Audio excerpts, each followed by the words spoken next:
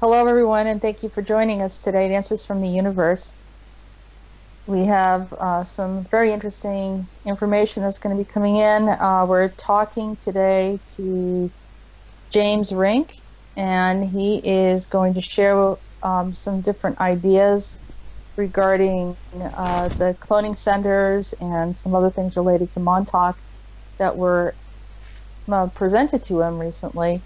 But I just want you to know that this is going to be ongoing information that we're going to continue to provide for everyone, and to help sort through some of this really somewhat ambiguous information and see how it pieces together, kind of like a reconstruction of a puzzle, gathering data and information, and also other people coming together and providing information.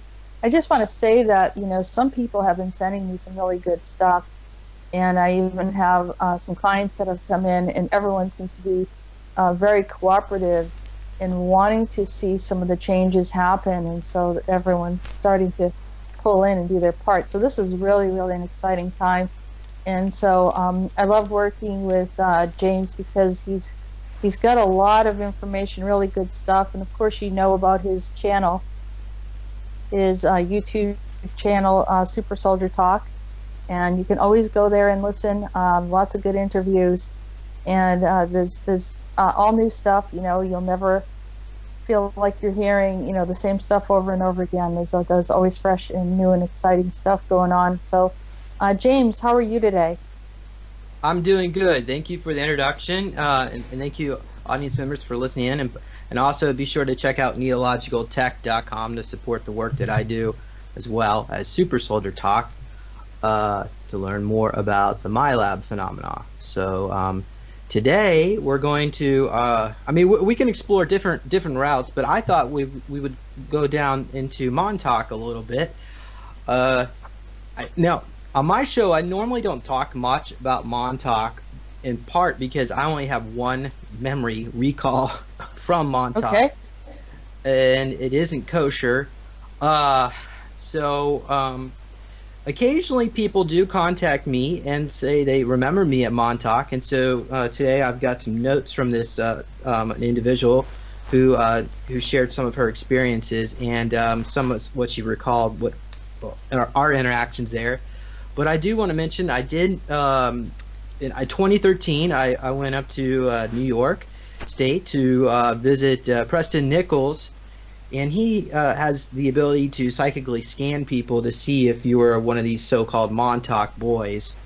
Now, according to different sources, apparently 200,000 to 300,000 children were taken to Montauk, which is a base, an underground base off the point of Long Island, Montauk Point, which is probably connected to some ancient Atlantean ruins underground.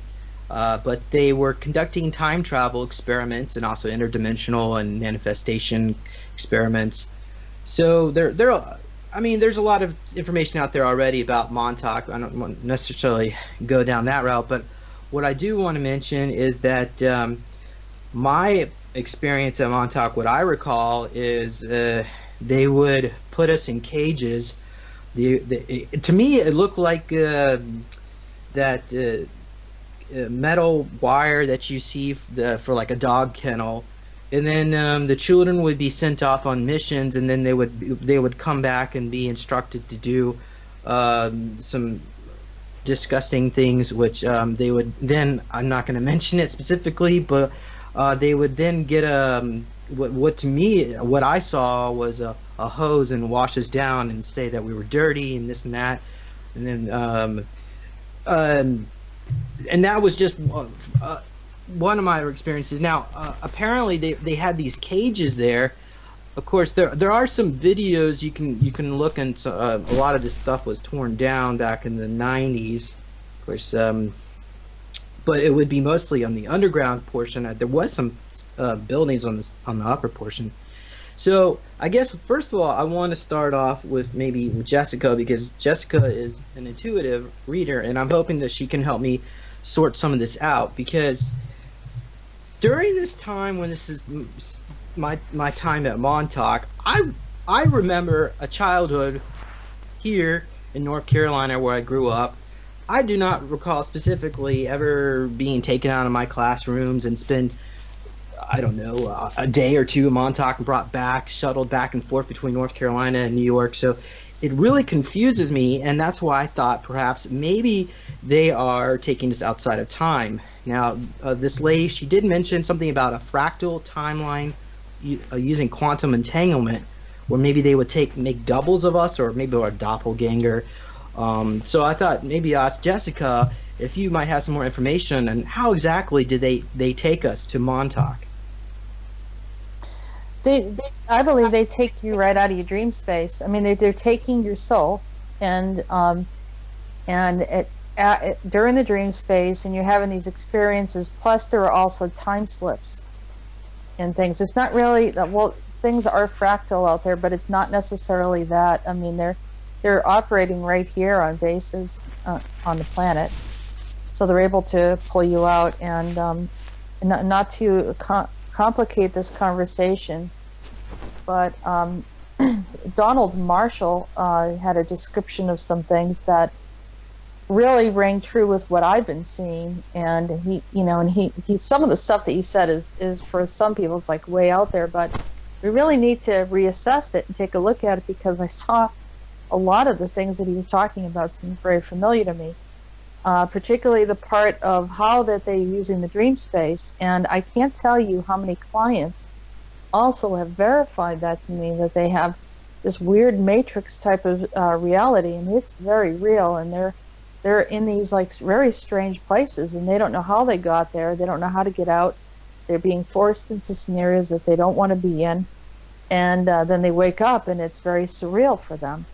Now, getting back to what you said about, being in the cages and feeling like you had to be washed down and being told that you're dirty, even though that the children were not doing anything, because the adults doing it to them, but sort of that complex of, this guilt associated with something that they did nothing wrong, and it's to further disempower and create traumas, which then they can further fracture the soul and then use them for other causes for whatever they want. It's sort of like breaking them down, sort of the way you a trainer breaks down an elephant, teaching them that they can never get past this, like very, a piece of wood or a pole or something like that they're tied to, and even though they get huge, they're still afraid and think they can't move away from that stick.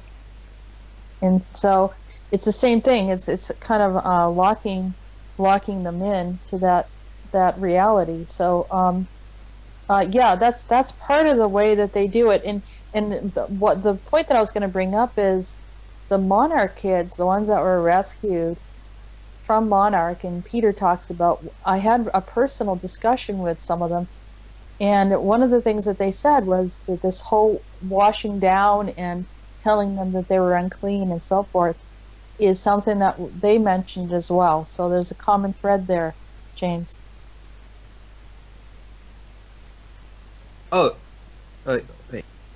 Okay, okay, I just want to make sure you hear me. Okay, yeah. All right, so it appears maybe they take us out of our dream states and put us into clones, where we're into another fractal reality. No, they take you. You're actually you're actually there, but there's another. You mean like an avatar type of body? I don't think it's necessarily an avatar or a clone. The clone may actually be there with you in another form. It depends on where you're at and what you're doing. But when they're taking you out for my labs and for other examinations, and typically it's a soul aspect, or they're taking you through time space and then wiping your memory, creating some kind of a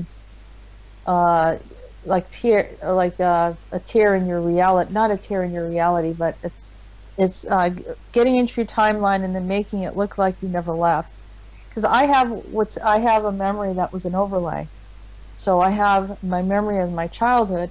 I also have a memory of being in the same town, but being with this one man, and I didn't know, an older man, and he didn't want me to go anywhere. It was really weird, very, very strange. And so it's like an overlay existing in the same location, but it's stepped out in dimension. Okay, so here's another experience that she recalled, and it had to do with me. And I've also talked to another experiencer at Montauk, and they did confirm that this actually did take place. So they would put these children through these through lessons. Now I'm not quite sure what these lessons might have been. I'm assuming maybe training their psi abilities.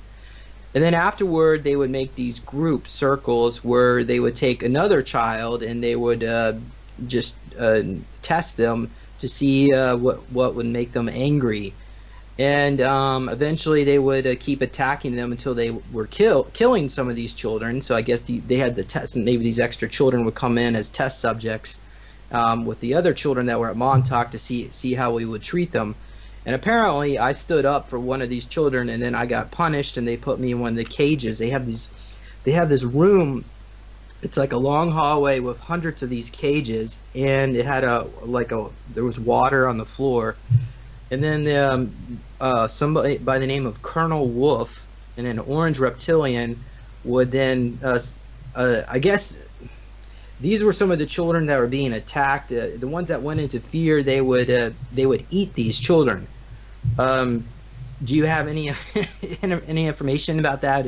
Can you tune into that and see if that actually... It reminds me of, I'm deferring back again to Donald Marshall, where he talks about that big hockey rink, where I'm wondering did it look like a hockey rink, like he talked about? It's sort of like it, but made of, like, I don't know, sand or dirt or something like that in the center. I'm not sure. You said you saw water. But you saw water. Okay. Let me take a look and see. The orange reptilian was not a regular reptilian. He shapeshifted. So he was trying to confuse you. He also changes into like an orangutan, like a simian type of...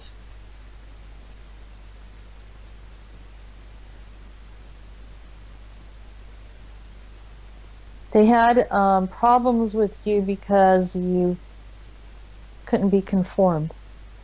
You had a strong sense of that you shouldn't go along with whatever was happening. A moral compass. Moral compass. And some of the other kids were not really kids. They were actually reptilians. They changed, and that's why they could eat the other kids, is because humans would not intuitively do that. There was some kind of lizard or reptilian species. So they wanted to see if you would participate, or if they could get you to participate in it as part of an experiment. Yeah, but my DNA profile shows that I'm part reptilian. I'm a Palladian reptilian halfling. But you didn't go along with it, and you behaved very much like a humanoid, and did not participate in it, and they didn't know how to. They didn't know how to take that. They tried various other types of mind games on you, and confused you. Something weird about, like, having you feel like you were exposed all the time, or everyone's dressed and you're wearing underwear. Just like strange stuff like that. Yeah. It's a vulnerability tactic. Well, I'm gonna mention something on air. I mean, whenever I go to like the bathroom and there's like a lot of people behind me, I have trouble to start urinating, and I always feel like I'm like somebody's gonna come after me or something. I was just wondering, do you think that might be associated with what happened there at Montauk? Yeah, absolutely. There was probably a whole bunch of triggers, and there's different number sequences that go along with it, and also colors. I'm seeing color codes, strange combining of words that are mismatched. They did different types of mind games and techniques. They had you around. There was a little girl there with blonde hair. I don't know who that is. Does anyone ever talk about the little girl, blonde hair? I don't think she was I, really a I child. do. Yeah, I do want to mention there were not many girls there. There were mostly boys. So it probably wouldn't be too hard to find out who this girl is. But you said she's one of these shapeshifters. She was also a shapeshifter. Yeah, yeah. They were trying to trick Yeah. you. Is it possible that most of the boys that were taken there probably had a lot of reptilian DNA and probably could shapeshift? Um, no, there were some regular boys that like you. Some of which I think you may have interviewed or been in contact with here that are Yeah, trying to like sort things out. Michael Prince was there.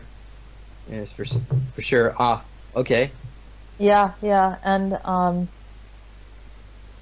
this weird role play stuff, tactical games. I'm hearing. They wanted to see your flexibility and your ability to do certain things without getting hurt. So they They were didn't. torturing me. They were, Essentially. yeah, they would torture you, push you to a limit to see, if the arm would break or something like that. It's really weird from what I'm seeing. Did I eventually break? No, That no, must have you really didn't pissed break. them off.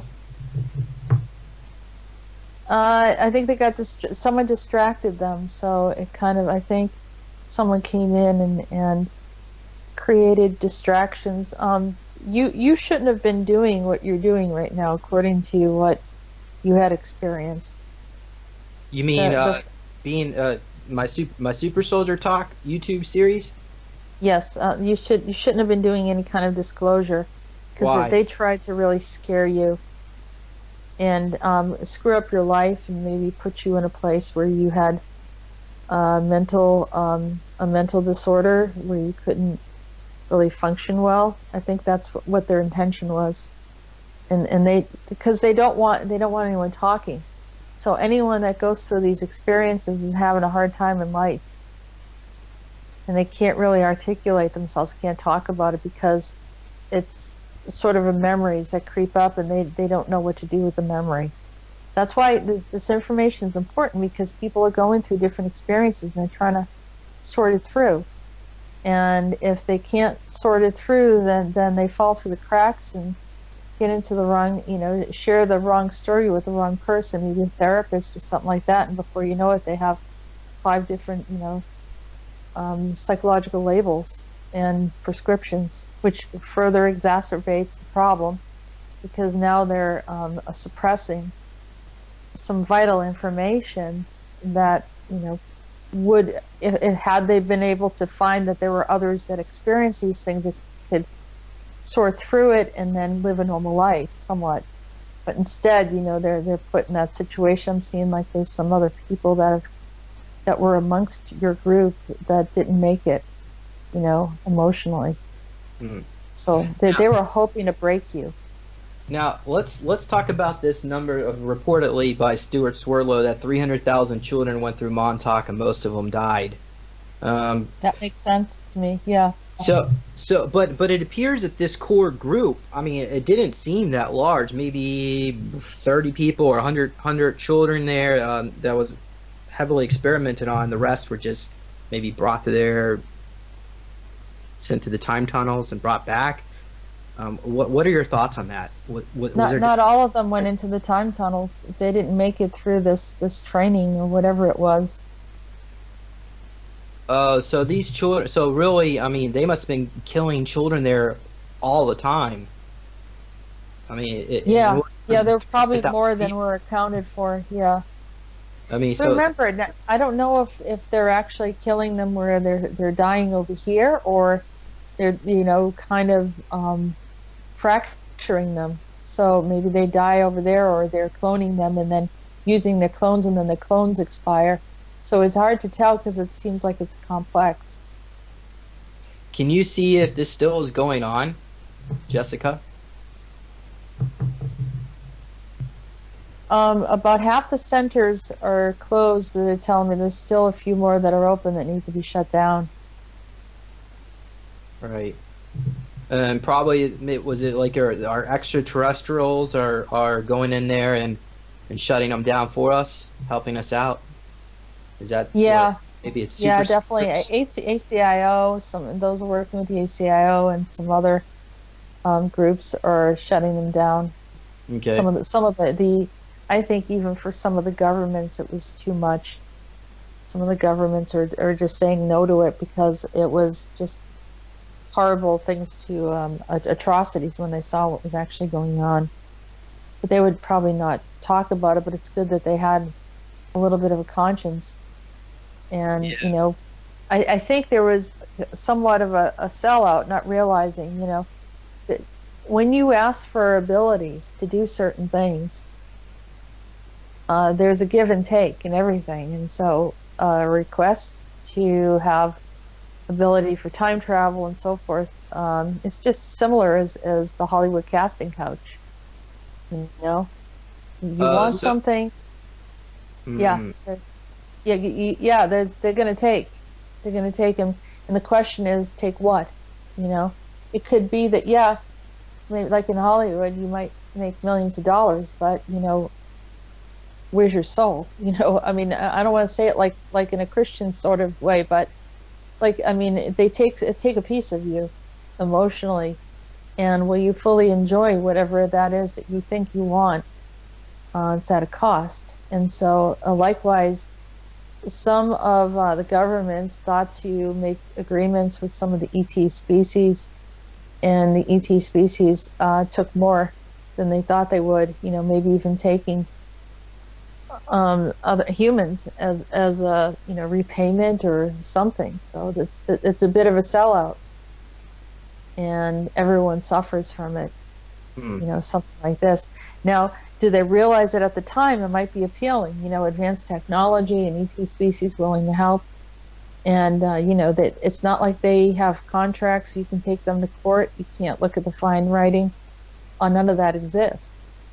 You have to know what you're dealing with, and very often you don't, because they usually have advanced intelligence. They typically have advanced intuition, other types of abilities that we don't have. So already we're at a disadvantage, to do any kind of negotiation or bartering. It's almost like But when the white people came to the Americas and tried to bartered with the native people, just took advantage of the ignorance. yeah, trading some, like, a few handful of stones or gems, and then purchasing large pieces of land. Okay. So I mean, it's unfair, and we do have these off-world colonies that have come up, or abductions and experimentations, hybridization programs, all sorts of stuff that maybe initially they didn't have access to the human race to be able to do all these different things, and I don't know if it was going to happen anyhow, but I do know that we did open the doors, and probably I'm positive opening up these quantum computers in CERN further allowed new species to come in that, from the alternate realities. In the alternate realities, there's no conscience at all. I mean, that's why they're in the alternate, because they're completely opposite from us. So whatever consciousness we have, they have void of it, and they're going to do bad things. It's just what they do, but they're not supposed to be here. They exist. They're supposed to exist elsewhere. So why do we keep pulling them in? So something's happening. I don't think anyone's deliberately doing it. I think they're doing it under the guise of experimentation and science. But the scientists, you're supposed to work in a lab and try to figure things out instead of using the Earth as a lab. I mean, the Earth you can't put everyone at risk in the population for your own experiment of what if, should you just, Yeah, that's why a lot of the so-called benevolent extraterrestrials do not want disclosure, because they have their genetic experiments, and then that would have to come to stop too. So even though they claim they're doing it for the benefit of humanity, in reality they're just messing around, just trying to see what if, like you said. Yeah, it's a fine line, isn't it? I mean, yeah, and I Are think they people really should. benevolent? Would you consider them benevolent if they were doing that? No, because if they're really benevolent, then people, if someone is going to participate in something, then they should have a full awareness of what it is, and they don't usually disclose all of that information. Well, I want to mention this because I had a psychic look into this, and apparently this group of tall grays were conducting different experiments. Of course, they have the control group, and then they have another group of children where they would inject them certain DNA to make them more psychic. And then they would have another group where they would inject them with DNA to make them less psychic, and they would also insert them into families that were abusive and controlling. So I happened to be put into that third group where they try to shut everything down, and they gave me a abusive family and childhood and this and that. And to me, I mean, in their perspective, what they see it as a good thing because they're able to see how certain DNA is affected certain ways.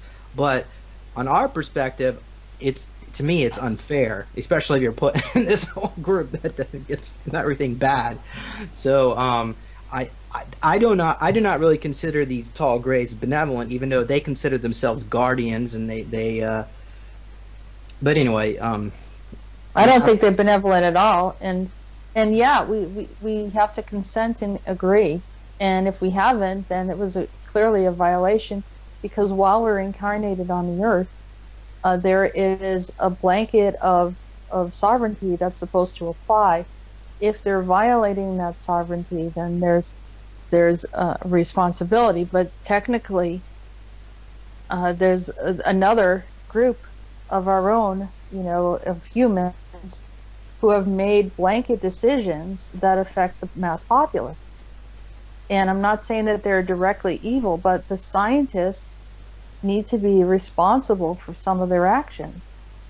And, and those techie people that think, well, hey, let's run this quantum computer and let's see, what happens. And then they start messing around with the quantum field. You don't have a right to mess around with the quantum field at the expense of everyone else.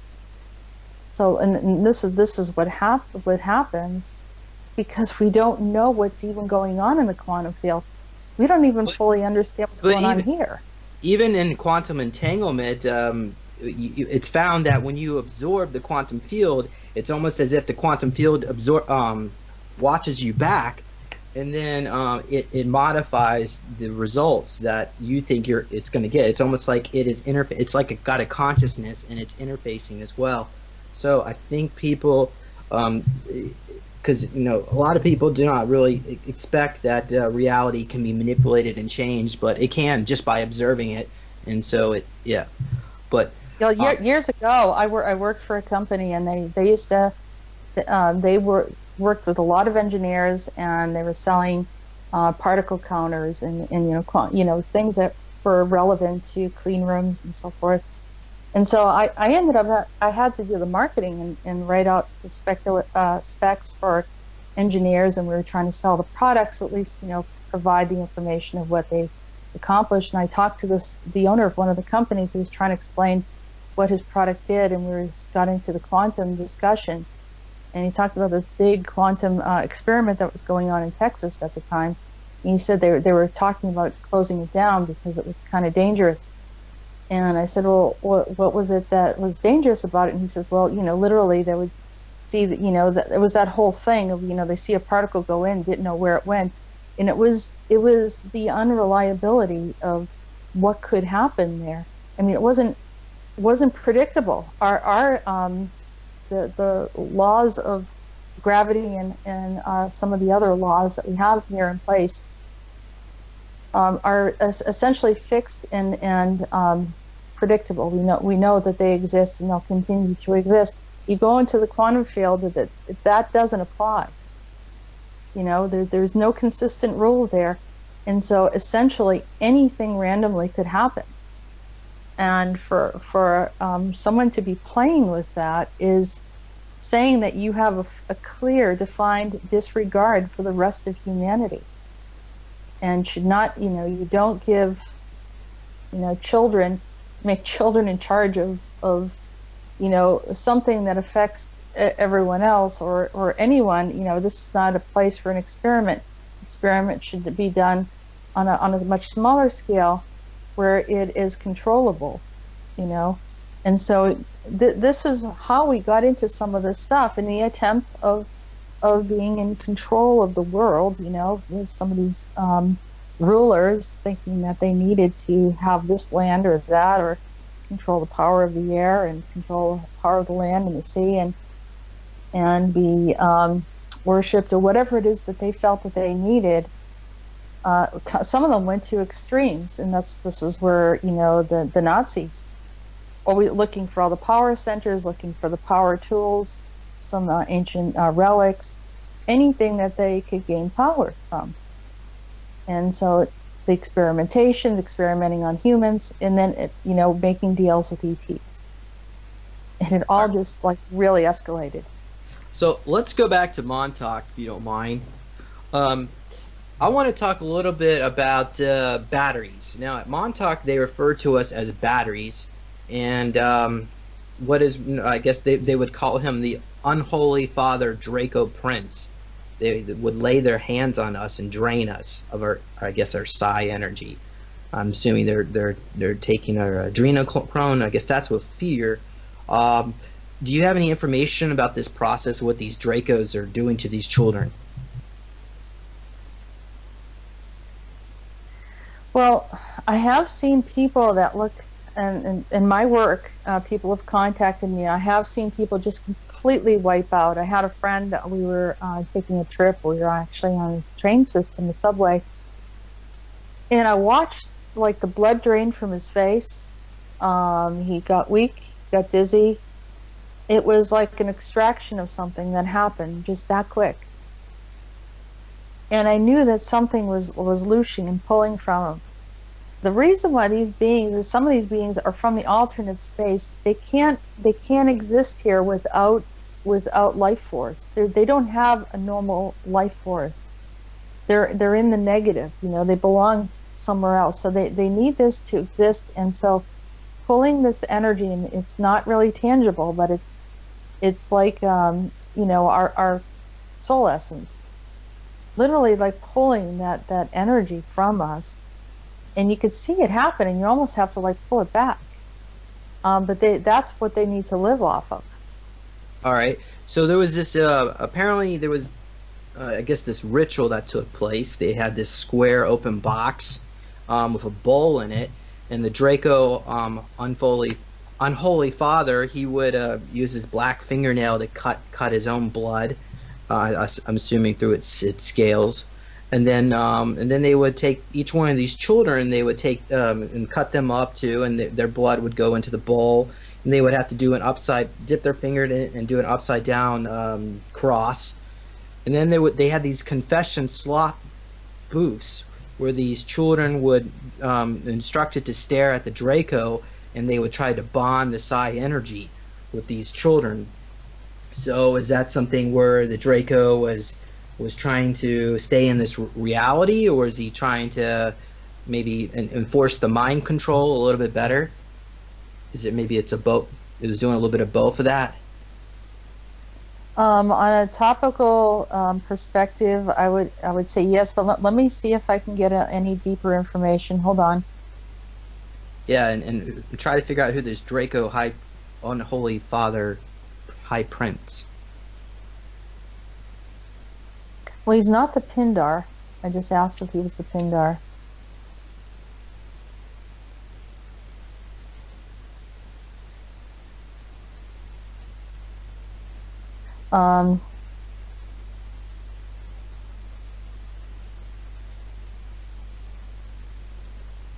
He has some place in the underworld. I see him sitting on a throne. I think he is waiting kind of for one level of the Dracos, or it's a Draco, right? You said it's a reptilian. Yeah, the winged reptilians. Okay, He's waiting for the one that's above him to move on, almost like he's starting to collect his contingency. And so as he's connecting to some of these, I feel that he's connected to thousands and thousands of kids that sort of know his frequency. So when he comes above the earth and presents himself, this is what I'm seeing, that they'll all recognize him. Maybe he'll be some kind of celebrity or some kind of politician or something. But he's waiting for his time. Is he He's is not he quite there yet. is he hoping that these children at Montauk or their altars will come out and suddenly worship him too, like a god? Yeah. And that Yeah, they I can will. always tell you that's probably not going to happen. I mean, not probably. At least not with me. Well, I probably laughed at when they were making me go through these rituals. Well, I think it's one of those things that if the power structures break down, none of it will be effective. If the one that's before him is unsuccessful, then he can't really succeed with what he wants to accomplish. It's sort of contingent on what happens before him. But they're trying to lay the groundwork for it, and he's making those connections, and psychically or telepathically, some of them are communicating with him still.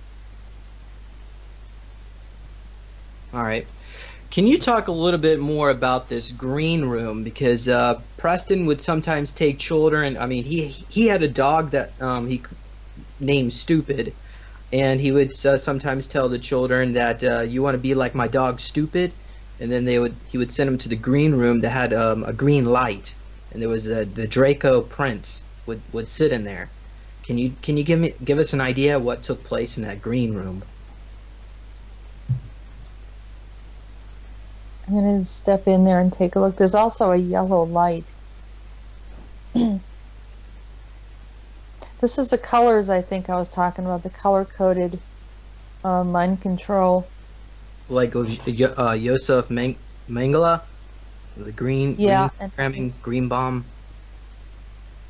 programming. I think there was some sexual misconduct that happened in that room. So And this Draco would sit there and watch. the Draco would participate in it. Oh. I guess they were getting their Loosh energy. Yeah. But he would also make himself look like a child. Oh, the Draco would shapeshift into a child. Mm-hmm. And was this Draco like crying when this took place, or was it enjoying it? Yeah, no, it's just definitely here again, sort of connecting, feeling like he was worshipped, changes into male or female. Very strange. Wow. There's a lot of like gemstones or something, or something's glittery, shiny on him, that he makes himself look like he's something special. Very, very full of illusion. Eyes look black, very, very black. Yeah. Well, I know this Draco would tell us that our parents hated us over and over, and they would force us to bow on the red carpet, and meet in the green room every day. So the red carpet to the Draco Lord. Do you have any information about this red carpet? Is that like his throne room, a Montauk, or what? Did he have a special place where he hung out with his reptilian overlords? I think the green room was also like a place where they could go into another place. It was sort of like a crossroad type of area. The red carpet is creating this illusion of walking down, but also the red carpet also feels like there was blood on it too. There was sacrificial stuff. Wow. But it feels like there's a room beyond the green room, or actually a time travel or transport somewhere. And I also see some of those cages and stuff too, for those that don't obey or don't listen well. Yeah, I do want to mention that Preston Nichols, although he himself does not appear to be such a negative person, he turned a blind eye to a lot of this abuse. I don't know what the deal is with him. Maybe he was mind controlled himself. I like to think that maybe he was a victim, but I do feel like he did get off on some of this. Stuart Swirlow was worse. He was definitely not necessarily one of the good guys there. There really wasn't too much good there that I could really find, other than I guess our own selves trying to get through it. But I do mention that we did try to escape, but they would have green night vision goggles. I guess this was back in the 1980s when this was taking place, I assume. Of course, it was outside of time. So none of us ever could get away. Of course, they had reptilian guards. There was they had like a slave labor camp nearby where they would force these the children to collect pallets from under bridges, and they had lizards driving around in jeeps, trying not to eat the children. So but what I'm getting, James. Oh, go ahead. Yes. You want to finish your thought? No. I'm done. Yeah. Go ahead. Okay. What I'm getting is that Duncan and Stuart Swirl, that wasn't them. That they were shapeshifted, or it was a reptilian shapeshifted to look like them. Yeah. Just to further confuse people, and I think they would do that. They would pit each other one against the other. Oh, they probably did that to me too. Everyone was tormented. Everyone was tormented that was participating. There wasn't one that they said, "Hey, you're like sort of like one of us, and you can participate, and you're not going to suffer." That wasn't any of that. They didn't. There was no discretion. It looks like anyone that came through that suffered, and to be able to further complicate things, they made some look as if they were participants and in agreement with these programs. So that they would twist things around, and those that were trying to disclose would feel discouraged to talk about it. So they would make it look like that, they would discourage them by when they go to speak about it. Then someone would say, "Hey, I saw you doing this and this and this," and it didn't necessarily happen. It wasn't anything that they did. So there was these, just to shut it down. They didn't want anyone talking about what happened there, or anyone that had memories. And they did a lot of that stuff with me. They wanted me to not remember half the stuff that I did. And I said, if this stuff is going to continue, then I'm going public, and I'm going to start, sharing some of the things that I see and what I experienced. Were you at Montauk, Jessica? I don't have any of these memories in particular. I have other things that they did. I mean, remember the numbers group played a lot of games with me, and as Peter says, the numbers group, they were from different origins, and some of them were very had abilities that I didn't have. That's for sure, or at least I wasn't aware that I had them. And yeah, I was in a lot of different other scenarios, but they did take me off planet, and they did a lot of different weird stuff. But I don't remember any of this stuff in particular. I do remember a lab room, and I do remember this other reality that I was living. Where there was these others over me, and there was also a point where I remember the surrogate lab, and I remember a few of those that were involved in that. So, the stuff I'm looking at right now I've not seen, and I don't have any recall, because I do remember quite a bit, more so than a lot of people, but I don't have a memory of any of this. I mean, there's certainly different groups and trajectories. Like there's the Nazi faction, and then of course there's the Nazi faction from the reality where supposedly Nazis weren't as bad as they are here anyway. And then there's this group with this Draco, so it seems like maybe we were part of different groups. But yeah, they had me more in with the Nazi group, and I have memories of Project Wall Rider. Is that what Peter said? Yeah, and I was in. I remember just like being sedated, and then the sexual misconduct of many of the high officials of the Nazi Party coming in, because of my experience and memory as one of the Vril girls, or the Vril Damen, and having it, like, seeing. I have full memory of seeing Hitler standing on the eagle's nest or outside, and you can overlook and see the mountains. I was like, what in the world am I doing here?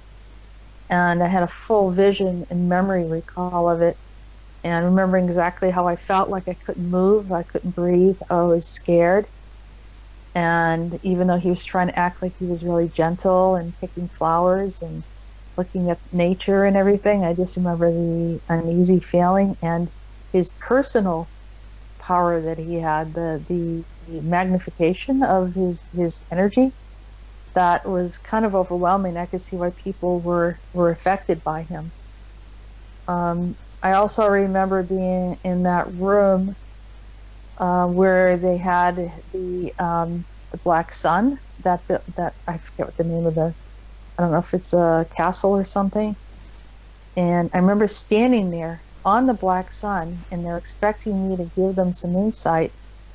And all of a sudden, I just had a full awareness of what they were doing and what they were planning. And I turned and looked at them, and they could see it in my eyes that I knew what they were going to do. And that's when I got in trouble. And so I also remember being pushed into a portal by Himmler and falling down a portal that I'm not quite sure where that went. But they wanted to do away with me, because they were afraid that I was not in agreement with the stuff that they were doing, or that I was going to speak out. And so me and a few others kind of suffered in that way. But that whole group, the Third Reich and the Fourth Reich, of course, had an interest in what I was doing, because I think apparently I have soul memory, and also I'm remembering a lot and talking about it. So, of course they don't want it disclosed, but I thought if I'm hiding away and I'm somewhere where no one knows where I'm at, then nobody gets the information, and then possibly I could get hurt, or I can come forward and talk about it and then see what happens. It's just like, either way, I might as well share with people what happened. At least people will have an awareness that I'm just trying to bring the information forward. And maybe it will help others to come forward, and maybe nothing bad will happen at all, because we did what we had to do.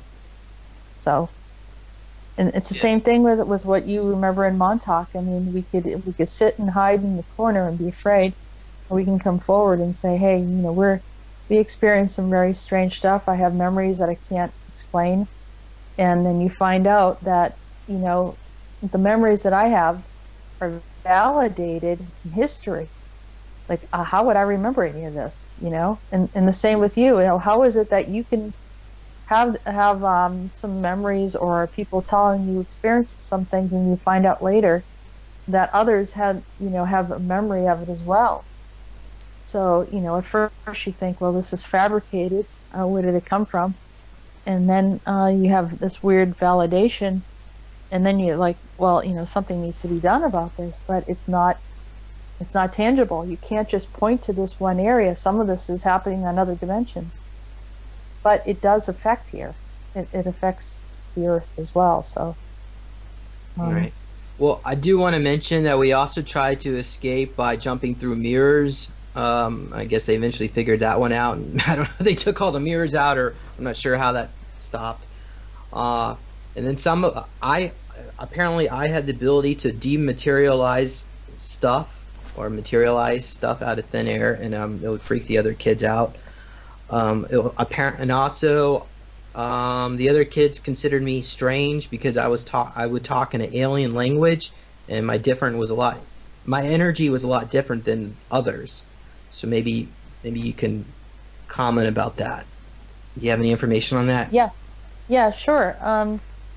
Technically, when you go into those spaces, the abilities that you had before, see, as soon as you come into the Earth plane, a lot of those abilities are stripped, most of them in most cases, unless you're reinserted with some of your original abilities. But your soul has a history and has been on different planets. And so when you go into these other spaces where they bring you, your abilities are reactivated, and you don't have the limitations or the energy that subdues any of those abilities, especially since you come through a human body.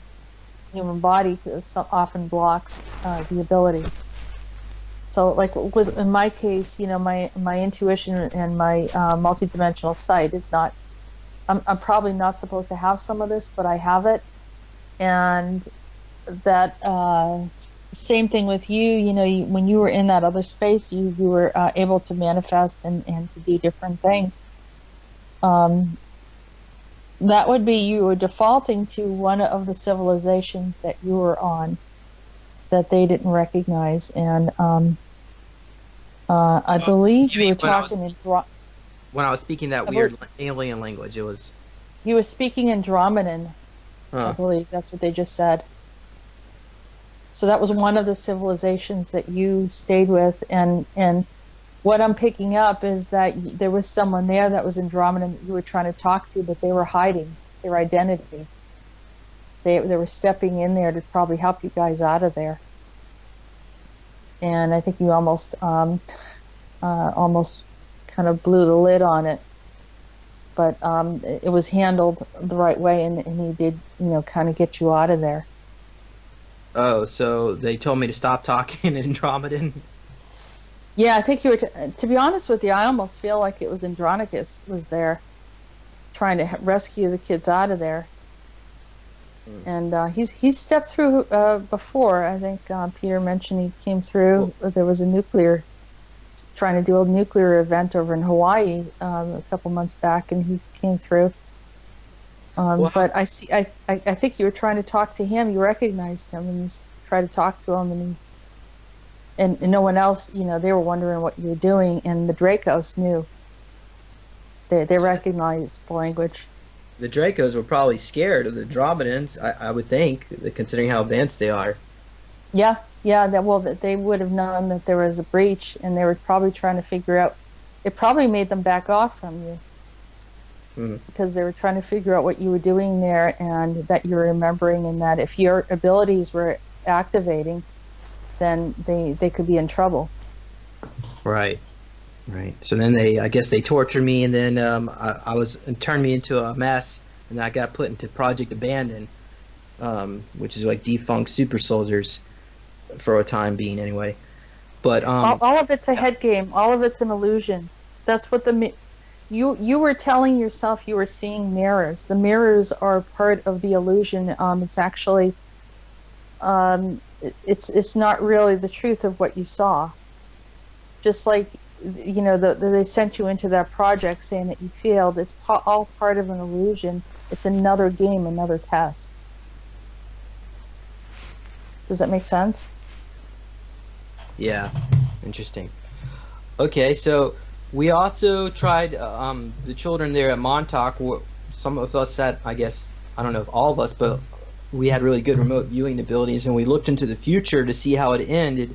And basically what we saw was that the memories of a lot of people at Montauk would not start coming back until Bush Sr. dies at the age of 96. So he is 94 right now. So I guess it gives us another 2 more years. But do you have any ideas why Bush Sr. And his death would trigger the memories come back? And why can't they just come back now? Is he doing something to us? Because he was there, by the way. I know I didn't mention that, but he was one of the high ups there with these Draco.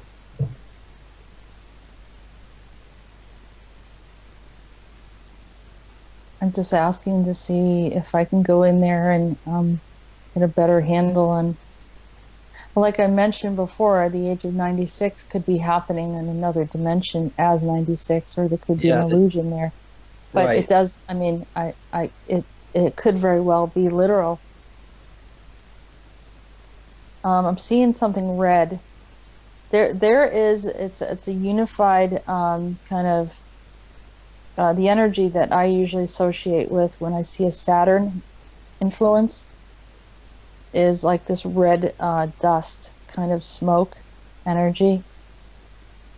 And so, you know, here again, as Bush is not Bush literally, Bush is over there, has, you know, I mean, it's, people have, you know, like attachments, connections, or whatever, and over, there's multiple aspects of what looks like Bush Senior over there.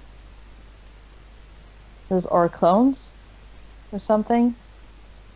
So it seems like it's part of the satanic or Saturn. When I see satanic, is really a reference to the Saturn system and agreements. It looks like it's the multiple sixes. I don't see a cube, but I imagine there's a cube there. There's an energy there, so it must be some landmark time. So if you figure 2 years from now, what's going to happen? Something significant would be happening if it goes according to the age of 96, which would be 2 years. Right. Yeah. There was So something big is supposed to happen in 2 years then. something What I'm about picking up. yeah. I don't have much information about this, but something about blue tesseract balls were planted underground at Montauk that would somehow cleanse the area of its energy. And I guess this is still, I don't know, what is this, maybe interdimensional, something that was put in there by some psychics? Do you have any information on that? Unfortunately, I can't really explain much more. Maybe interdimensionals might put it in there. I feel it was interdimensionals. Yeah, I think they keep on, the ones that want to help us keep on trying to come through, and they're getting blocked because the systems are still very much in place, not as much as they were in the past couple of years, but still enough that it's holding back the assistance that we need here. And do you have any information on these tesseract balls? What they were? I guess maybe a psi ball is what we're looking at here. Explain what you mean by psi ball.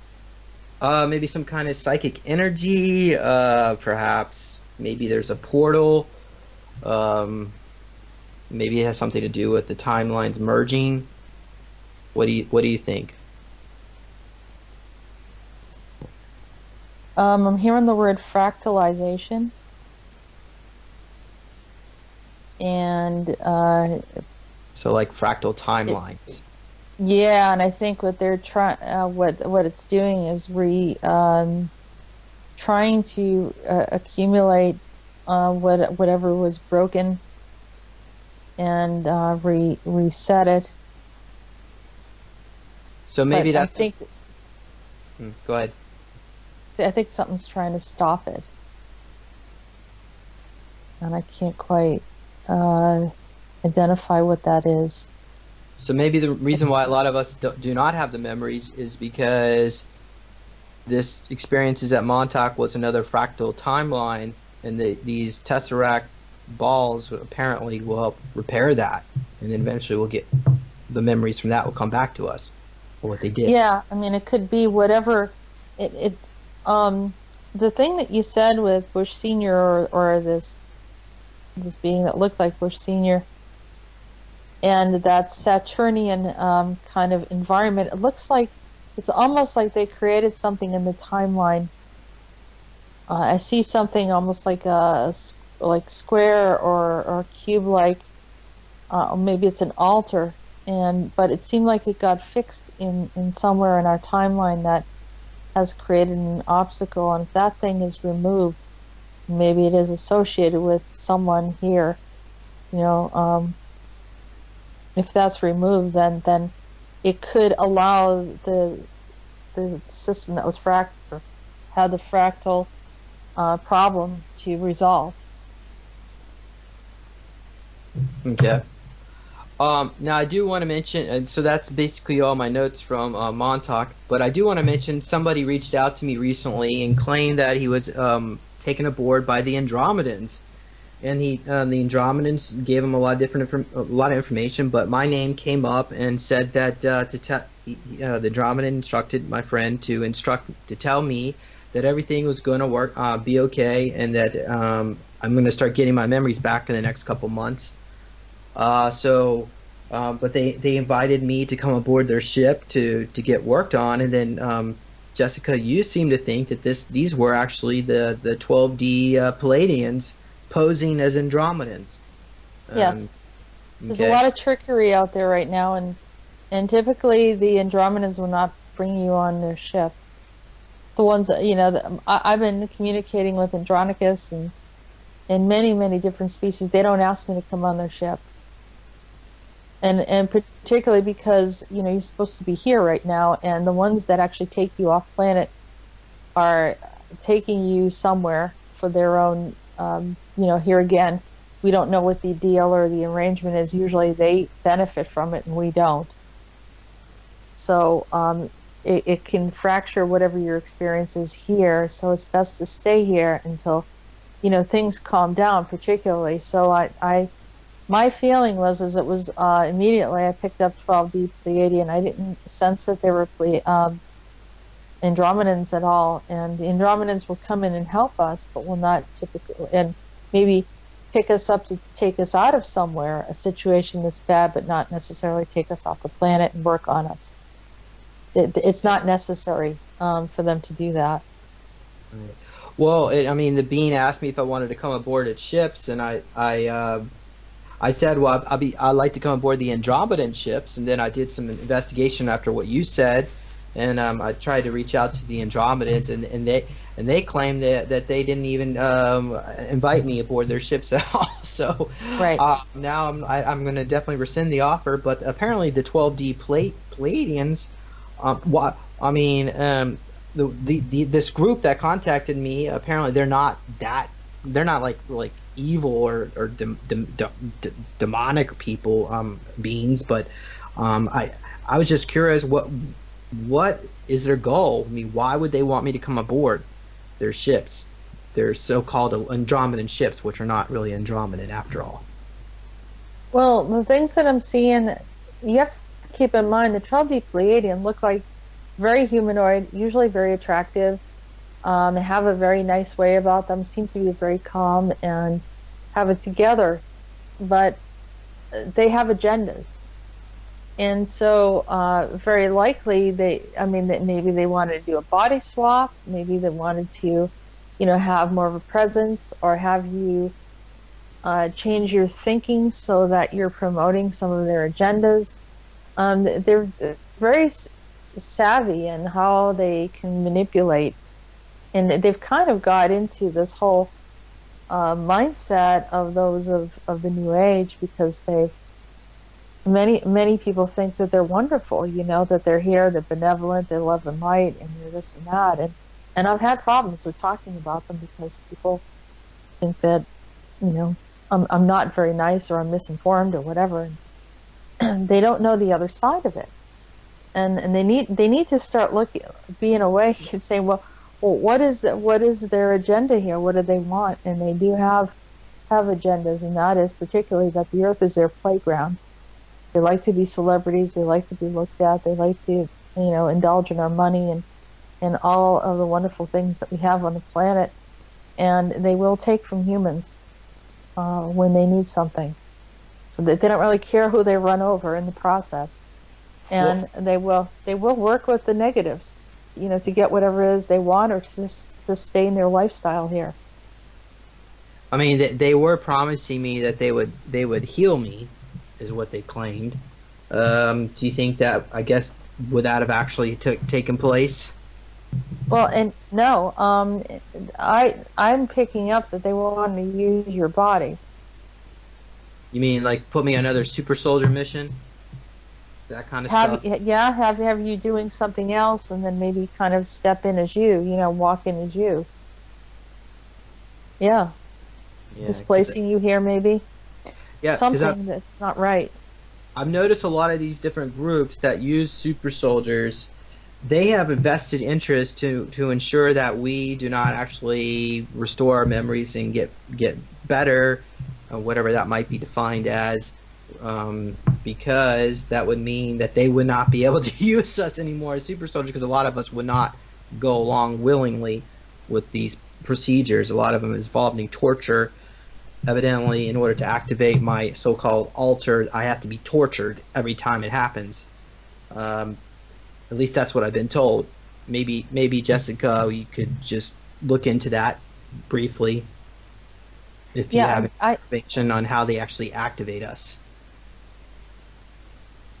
I think eventually a lot of these programs are going to be shut down. I mean, I think anytime you're a soldier, you're at the whim of whoever is in charge of you, and if you're a super soldier or with a negative group, then you're participating in some really bad things. Now, the story of the Monarch kids, some of my conversations that I had with them, they were asked to do some terrible things, including murder of innocent people or participate in an event where innocent people were killed. Some of the sexual indiscretions of things that they didn't want to participate in. All sorts of things, and I imagine that there was probably, and they didn't tell me this, but probably money and power and other related things being involved with what's going on with the royals and other power centers here, whether it was the Illuminati or whatever. I'm sure that they were engaged in a lot of different types of activities, but they were using their abilities to help the dark side. So with super soldiers, if you are working on the right side and then suddenly there's an illusion that occurs and you think you're following the same people and then they're asking you to do really negative things, it can throw you off. I mean, you're losing your sovereignty, essentially. I mean, you're a soldier is someone that has to obey someone else. So that's the problem with the super soldier program. I would reclaim my sovereignty and ask to not participate in the super soldier stuff unless it is for the benevolent of all mankind. Yeah. That's my take on it.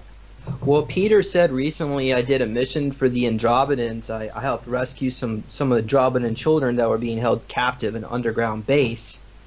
And I did ask Peter, well, why don't the Andromedans use their own super soldiers? And Peter commented that they're pacifists. They don't have any super soldiers. They don't do that kind of training to their own people.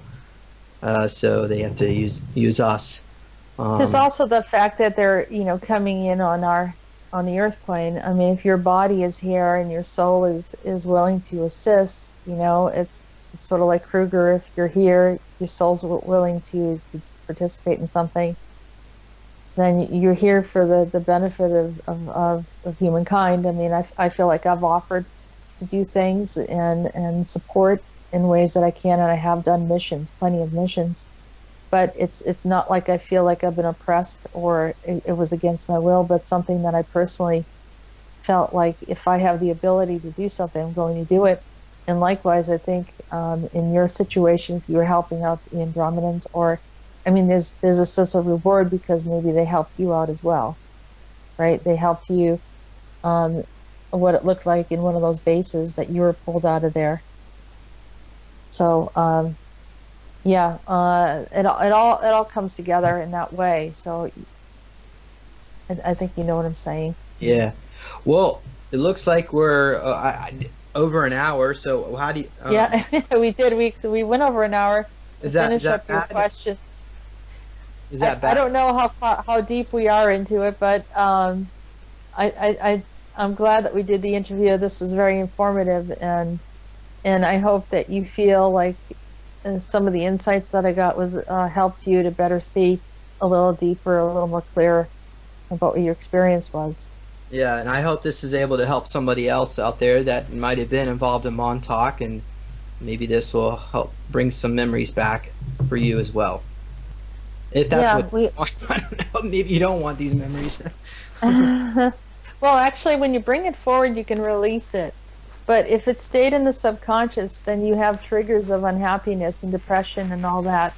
So when people kind of are willing to look at this stuff and realize that others have been through it, then it releases whatever it is, and then, you know, there's a type of liberation. And I'm sure you feel it's sort of cathartic that you're able to talk about it, right, James? I mean, I feel that way. Yeah, it's a release. I agree. Yeah. It's part of my own therapy. It is, and like I said, if we can help others, then we'll do that as well. So I just want to say thanks, James. I appreciate you sharing and some information that you may have or may not have said publicly. Your candidness is appreciated, and you know, we're learning to come together and figure things out. So thanks for joining me today on Answers from the Universe. And I hope to come back again. Yeah. Will do. All right. And thank you, everyone. Stay tuned in to the channel, Jessica Ariel Morocco. And if you want to contact me for a session, contact Jessica at Readings by Ariel. And we also have a Patreon. We also have Patreon if you want to support what we're doing here. Please do. And also, please continue to support James at SuperSoldiersTalk.com. Is that correct, James? Yeah, neologicaltech.com. Okay. Well, goodbye, everyone, and thank you for today. Goodbye. See you next week.